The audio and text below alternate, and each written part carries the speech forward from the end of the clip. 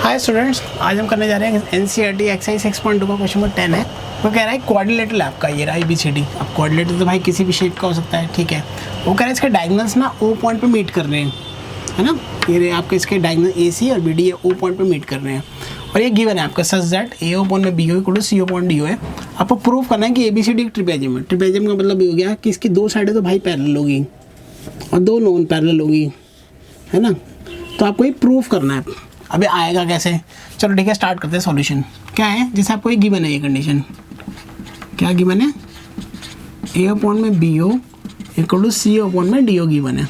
थोड़ा सा हल्की सी ना आपको इसमें एक एडजस्टमेंट करनी पड़ेगी, ये आपको इंटरचेंज करने पड़ेंगे। आपको CO और BO आपस में इंटरचेंज करने पड़ेंगे। क्या हो जाएगा, AO अपॉन में CO equal to BO upon में DO। ठीक है, चलो अब हम अब बताते हैं, देखते मैं बताता हूँ आपको। ये ना ट्रायंगल बनाओ, आप सारे स्ट्रक्चर एक साथ मत बनाओ, इसको देख के ना थोड़ा सा कन्फ्यूज़न होता है। जैसे ऐसे करके बना लेते हैं हम ABOCD। ठीक है, वो क्वेश्चन क्या कह रहा है कि आप AO लेते हो, है ना। जो AO है वो प्रोपोर्शनल में किसके, CO के। मतलब ये जो आपकी AO साइड है ये रही, वो प्रोपोर्शनल में इसके CO के है, ठीक है। और वो कह रहा है जो आपकी BO है, ये आपकी BO है ये रही, है ना। BO किसके प्रोपोर्शनल है बेटा, ये जो BO लाइन है वो इसके DO के प्रोपोर्शनल है ना। तो एक्चुअल में क्या, हमें इन दोनों ट्रायंगल्स की सिमिलैरिटी प्रूफ करनी पड़ेगी। तो सिमिलैरिटी कैसे प्रूफ होगी? सिमिलैरिटी के लिए तीन होते हैं।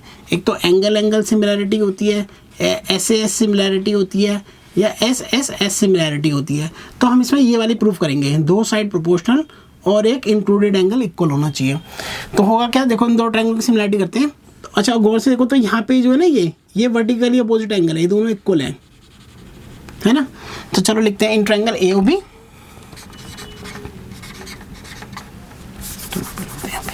In triangle AOB and in triangle COD ना। क्या है देखो, ये जो आपका AO है वो CO और AO अपॉन में CO है और आपका BO अपॉन में DO है। एंड दो साइड से प्रोपोर्शनल हो गई। एंड क्या आपका जो एंगल AOB है, ये वाला एंगल AOB वो किसके हैं बेटा, वो एंगल COD के इक्वल है।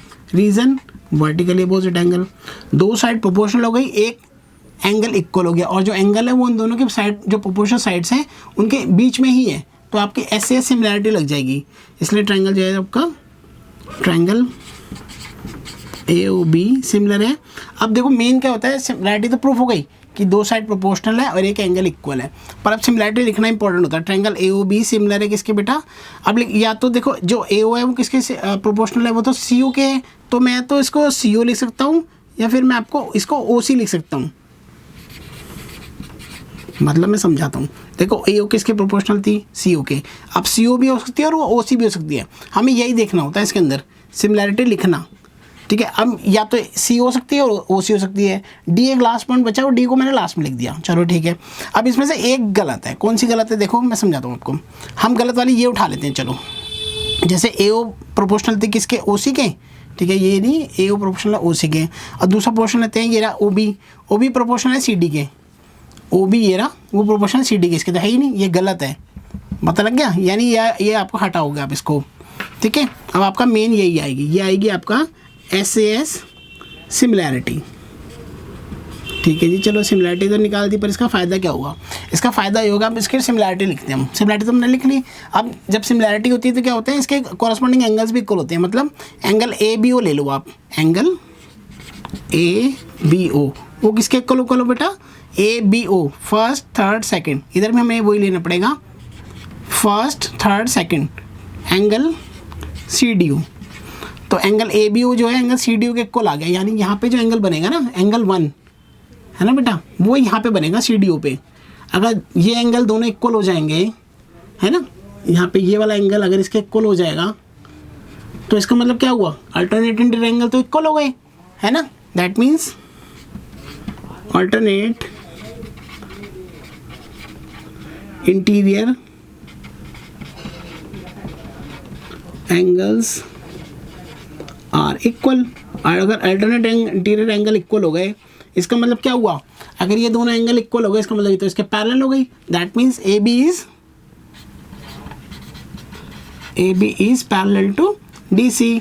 जब ये आपकी स्ट्रक्चर है ए बी सी डी है ना, ए बी सी डी, जब आपने प्रूफ कर दिया कि ये इसके पैरेलल है तो हो गया प्रूफ भाई। अगर ये दो पैरेलल है तो इसका मतलब ट्रिपेजियम प्रूफ हो गया। So A B C D is a trapezium, hence proved। Bye students।